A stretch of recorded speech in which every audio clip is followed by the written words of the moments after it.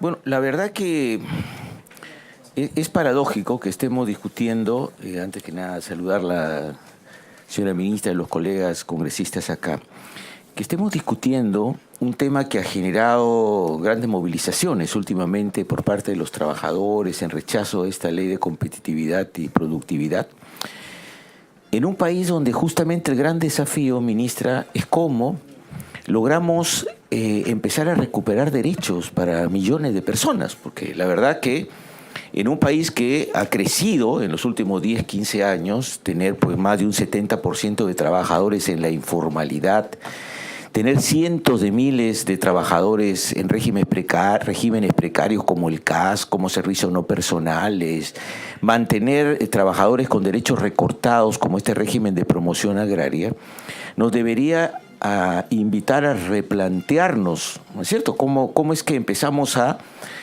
mantener un país en crecimiento, pero al mismo tiempo con trabajadores que empiecen a recuperar derechos. Pero, sin embargo, lo que encontramos es que los trabajadores tienen que empezar a disponer mecanismos de defensa frente a la disminución o al riesgo que tienen sus condiciones laborales ya bastante disminuidas, porque esta ley de competitividad, si bien no modifica normas, pero está claro que contraviene dispositivos del Tribunal Constitucional en lo que tiene que ver con la reposición frente a un despido arbitrario, ¿no? Y esta disposición que además no se generó en el Ministerio de Trabajo, ministra. Nosotros recordamos por qué se fue el anterior ministro y sabemos quién hizo los primeros anuncios, ¿no? Y esto salió del Ministerio de Economía, no salió del Ministerio de Trabajo. Y esto es un tema que a mí me gustaría escuchar su opinión. Así como también salió del presidente esta idea que tiene que ver con las propias normas internacionales de la Organización de la OIT, de hacer partícipe a las organizaciones sindicales de lo que tiene que ver con las decisiones laborales de un país, ¿no? Y si bien el presidente señaló de que cualquier modificación, cualquier debate en relación con las condiciones laborales iba a ser sobre la base de la participación de los trabajadores, pues esto no se ha dado. Lo que se ha hecho es sacar la ley y después decir a los trabajadores, oye, designa a tu representante para que participe. Y lo que han hecho algunas centrales de trabajadores es decir, yo no voy a participar porque no he sido invitado a diseñar este tema de estas normas de competitividad y productividad, ¿no? Entonces aquí hay un tema de fondo, ministra, que tiene que ver cómo conceptualizamos la participación de los trabajadores en el diseño de las políticas laborales en este país. ¿Se va a poder mantener el criterio de que tenemos un Consejo Nacional de Trabajo sin la participación de las centrales mayoritarias en el debate? ¿No? Pero además el concepto de cómo hacemos para mantener los niveles de competitividad efectivamente, cómo mejoramos la inversión en nuestro país versus cómo flexibilizamos la relación laboral, es la respuesta, digamos, a un mejor crecimiento con derechos, porque resulta que en la microempresa tenemos regímenes especiales que recortan derechos y tenemos más de un 80% de informalidad. Y estas sí son datas, congresista Arauz. Como también es una data, porque ya que estamos hablando de datas, entremos a temas realistas, ¿no? Por ejemplo, según el dato del propio Ministerio de Trabajo, porque vamos a hablar con datas, ¿no es cierto?, no con dogmas, ¿no? Y uno de los dogmas es creer que hay una contraposición entre el crecimiento de un país y respetar los derechos de los trabajadores. Y resulta que el contrato laboral más usado en el régimen agrario, según el Ministerio de Trabajo, es el contrato intermitente. Y esta es una data, congresista, no es un invento ni es una idea que viene del espacio, ¿no? Entonces, déjeme terminar, al final de la introducción. Tampoco es una ilusión, sino son temas concretos que en el periodo 2001-2018, ¿no?, el valor de las exportaciones de productos agrícolas se ha incrementado exponencialmente 10 veces. Y esto, usted sabe lo que significa, ¿no? Y la ciudadanía sabe lo que significa. Significa las enormes ganancias que han tenido las empresas agroexportadoras, que además están concentradas, porque no es que son miles de empresas agroexportadoras. El 17% de las empresas agroexportadoras, ¿no?, concentran más de 100 trabajadores y en realidad emplean a más del 92% de los trabajadores que trabajan en la agroexportación. Entonces son grandes empresas que han acumulado un montón de dinero. ¿Y cuál es el régimen que estamos defendiendo, ¿no?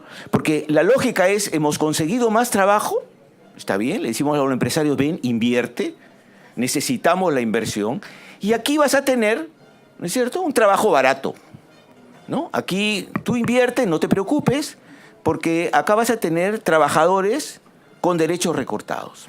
Y un Estado que te va a dar facilidades tributarias especiales también. Entonces, resulta que pasan casi 20 años y seguimos con la lógica de vamos a invitar a los empresarios porque nos van a dar trabajo acá, pero un trabajo barato, un trabajo con cada vez menos derechos. Y entonces, lo que trabajamos en las provincias, y sabemos que los trabajadores de la agroexportación, ministra, salen a las 3, 4 de la mañana y regresan a las 6 de la tarde, destruidos los trabajadores, y que SUNAFIL no puede hacer absolutamente nada, ministra, y eso usted lo sabe, usted ha sido superintendente de SUNAFIL. Saben las limitaciones que tiene este órgano de fiscalización laboral, no solamente por su número de trabajadores, de inspectores, de auxiliares, que dígase de paso la mayoría son auxiliares y son pocos los inspectores que tiene SUNAFIL, sino además por la propia capacidad que tiene normativamente SUNAFIL para poder defender a los trabajadores, ¿no? Entonces, estos trabajadores, ¿cuál es? Y esto es una data, esto no es un invento congresista, ¿ya? Tienen el siguiente régimen, y voy a ser muy concreto en esto. Voy a ser muy concreto por su intermedio, señor presidente, ¿no? El descanso vacacional es de 15, no de 30 días. Voy a ser muy preciso, ¿no? La remuneración de CTS y remuneraciones, ¿no?, está incluida en la remuneración, desvirtuando el sentido de los dos derechos. La indemnización por despido arbitrario de media remuneración mensual por cada año de servicio con un tope de 6 remuneraciones mensuales, cuando el régimen general es de una remuneración y media mensual por cada año hasta un tope de 12 remuneraciones mensuales. Es decir, tiene en esto derechos recortados, ¿no? El aporte mensual, como ya lo dijo acá el congresista Pasa, es del 4% de la remuneración y no el 9%. Esto significa que acá salud tiene que recargarse de este porcentaje que no pagan las empresas, ¿no? Y entonces, claro, por eso nos explicamos todas las deficiencias que tiene salud, ¿no? Finalmente, no incluye asignación familiar muchas veces, ni seguro contra riesgos laborales, ni seguro de vida, ¿no? Y claro, esta ley, el Estado le otorga beneficios tributarios clarísimos, a pesar de todas estas ganancias. Y acá se dice que se ha consensuado con las organizaciones agrarias. Eso no es verdad, ¿no? Eso no es verdad, ¿no? Aquí hay una mayoría en la Comisión Agraria que ha impuesto, ¿no es cierto?, una continuidad de este régimen agrario que explota, insulta a los trabajadores, con 2 o 3 modificaciones. Conténtate con esto, pues, ¿no? Entonces, hay una enorme tarea, señora ministra, ¿no? No fácil, ¿no?, enfrentar a grandes intereses que están fuera y dentro de este Congreso, ¿no?, y también dentro y fuera del Ejecutivo, porque estoy seguro que usted va a recibir grandes presiones del MEF para que esta ley de competitividad, estas normas, este decreto de competitividad y productividad se lleven adelante, ¿no?, y puedan influir decididamente en las decisiones de los distintos ministerios en las relaciones laborales, como pasó con la negociación colectiva, que lo decía bien acá el congresista Mulder, que es un derecho reconocido por el Tribunal Constitucional y por la gran mayoría de países, pero que acá nos conviene, pues nos conviene tener a los trabajadores sin la posibilidad de poder discutir sus remuneraciones, sus bonificaciones, ¿no? Porque decir de que esto va a depender de la situación económica del mes, pues es llevar la negociación colectiva a un punto muerto y esto lo sabemos.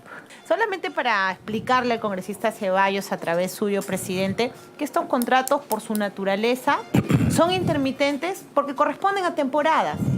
Tal como funciona en el sector pesquero, la temporada de pesca se corta el contrato, o como funciona en los contratos para la acuicultura, o se planea que funcionen para la actividad forestal, porque son contratos que por su naturaleza tienen un principio de estacionalidad y por eso son contratos que tienen que ser cortados. Gracias. Claro, yo entiendo su estacionalidad, pero los que vivimos cerca de agroexportadoras sabemos que esta estacionalidad no es la realidad, porque en la realidad las grandes empresas no trabajan 6 meses. Las grandes empresas trabajan 10 y hasta 12 meses al año. Muchas gracias, señor presidente.